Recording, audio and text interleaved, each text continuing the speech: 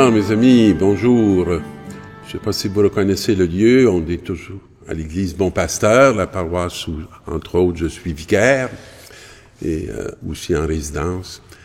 Et là, aujourd'hui, on va célébrer un événement d'un mot qu'on a beaucoup entendu ces derniers temps, où on a été en quarantaine. Et nous sommes aujourd'hui au début du carême, qui est justement, où on parle de 40 jours. 40 jours qui nous est donné pour mener le bon combat. C'est une grâce extraordinaire, hein? Et on va commencer avec des textes qu'on retrouve chaque année. Et le premier qui nous est proposé pour notre entrée en carême, c'est la profession de foi du peuple d'Israël. Moi, quand je veux faire ma profession de foi, je récite cette très belle prière qu'on m'a appris, puis un petit bonhomme assez jeune, des fois, quand il la nomme, il dit « On peut-tu faire la longue prière? » C'est le « Je crois en Dieu ». Mais le « Je crois en Dieu », c'est beaucoup plus qu'une formule. Ce sont des mots qui expliquent, qui nomment notre adhésion à la foi. Pas à n'importe quelle foi, à la foi en Jésus-Christ. C'est ça. Alors, si on fait juste dire les mots, puis on dit, on a fait notre profession de foi, non, est-ce qu'on a adhéré? Hein, c'est toujours pour nous ancrer dans une adhésion. Et la première parole qui est tirée du Deutéronome nous dit, c'était quoi la profession de foi de ceux qui adhéraient à la foi d'Abraham, à la foi...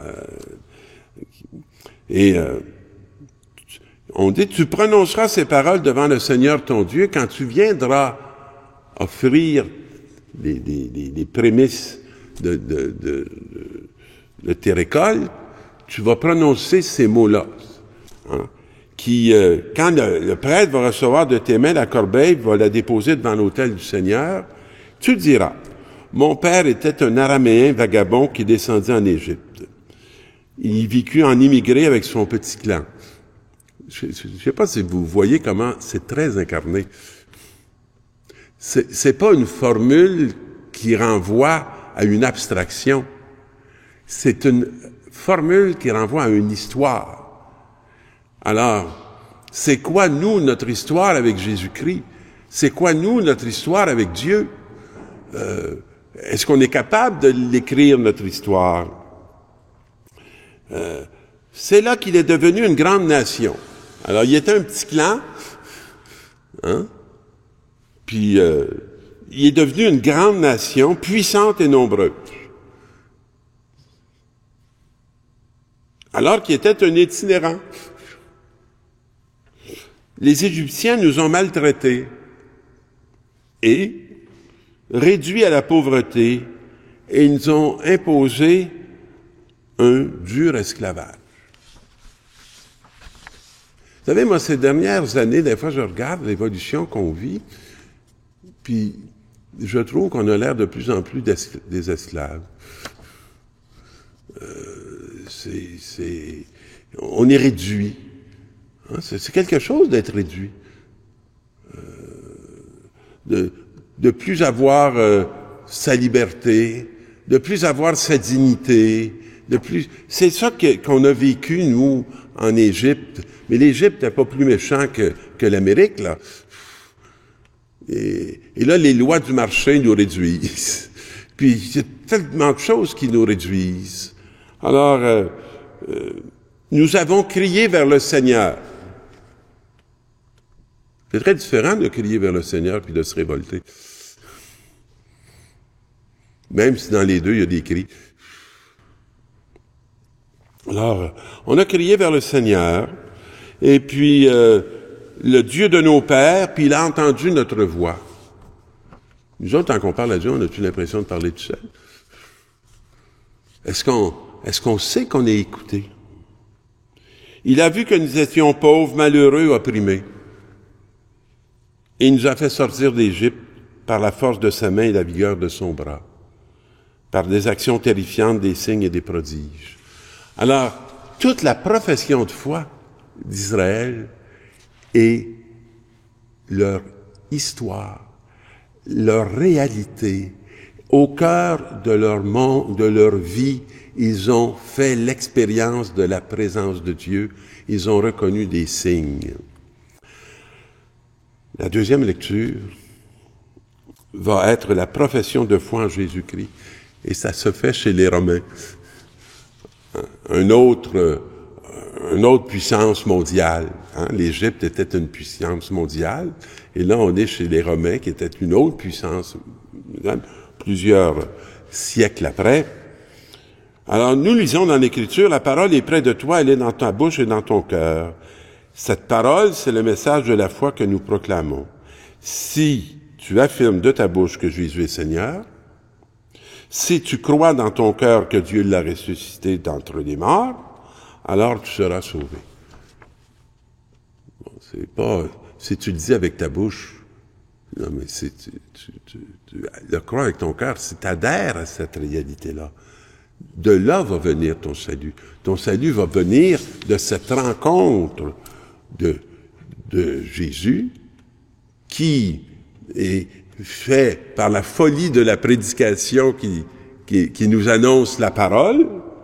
Alors, celui qui croit du fond de son cœur devient juste. Alors, c'est plus la loi qui justifie, c'est Jésus-Christ qui justifie. Mais Jésus-Christ, c'est pas un homme du passé. Moi, il n'y a rien du passé pour moi, Jésus-Christ. Il est tout à fait de mon présent. Il n'y a pas une journée auquel je me tourne pas vers lui. Il n'y a pas une journée où j'ai pas des questions à y poser.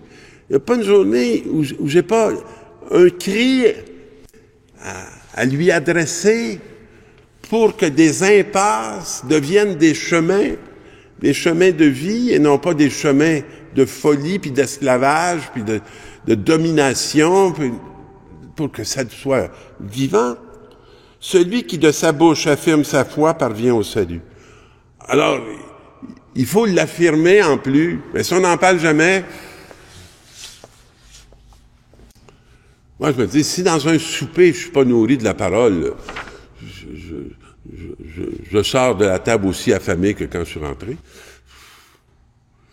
Si le repas avec des frères et des sœurs n'a pas augmenté la lumière dans mon quotidien, ben j'ai raté la cible.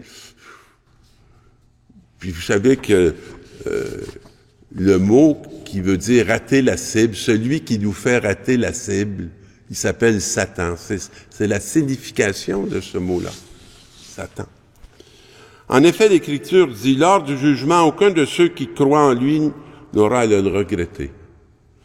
Seigneur, généreux envers tous ceux qui l'invoquent, il écrit en effet, tous ceux qui invoqueront le nom du Seigneur seront sauvés.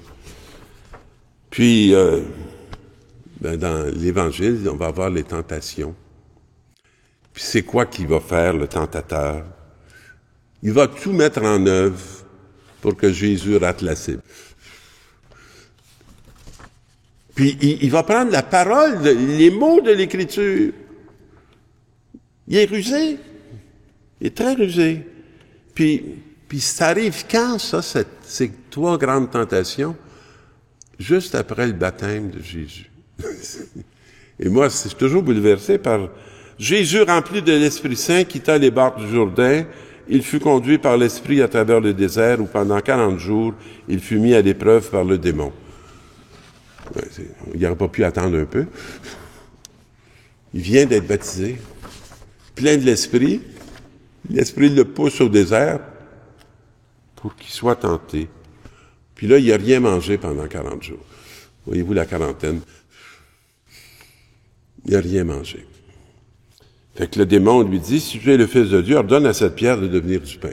C'est comme s'il a besoin de prouver qu'il est Fils de Dieu. Il va faire un signe.